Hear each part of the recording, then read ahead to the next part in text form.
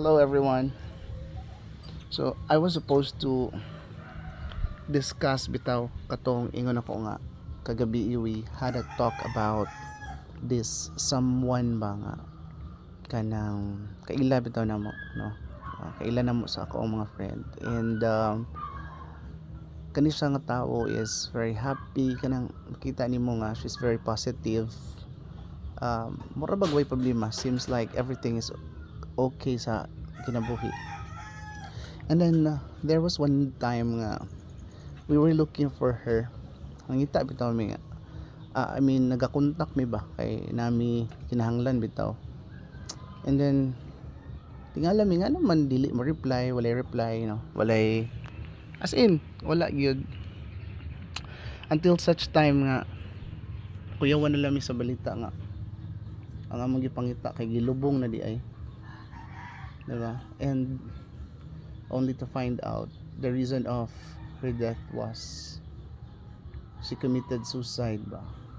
So kana makapanindog balahibo bitaw nga you're looking for somebody nga nanaday sa grave, and the reason was depression, anxiety, frustration and everything. Kunya dili nimo makita sa iyang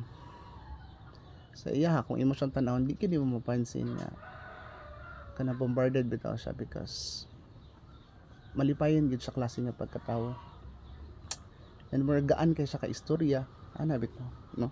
So ngano ako maning brought out simply because kanang ginaingon bitaw sa daghan kayo sa social media, makita nimo nga mabasahan nimo always yeah, bawat usa sa ato, every one of us, we have our different struggle in life, no?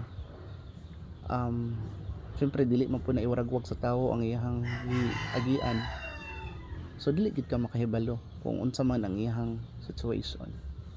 And that's one thing ato ang i-consider bitaw nga let's be kind yun all the time, kay wa ta kahibalo ba o unsa ang naa sa nahuna sa kasing-kasing sa usa ka tawo nga ma-encounter na to sa matag adlaw. But yes, yun, let's be kind to one another, and above all, no, sa mga tao diha nga naka-feel po yung na frustrations, anxiety, kanang mga depressions bitaw, no, pressure sa kinabuhi. Ang ato yung kampiana ang Ginoo gid, always and always pray and always seek for God's presence gid sa kinabuhi nato, because it's only God who can fulfill everything ato ang gikinahanglan, no. So katura makita na to ang mga tao happy sila or what, malungkot man na sila or what, ang ato makita sa ilaha, let's always choose to be kind kanara and be understanding, kay at the end of the day guys, we're just passers by here sa kalibutan, diba?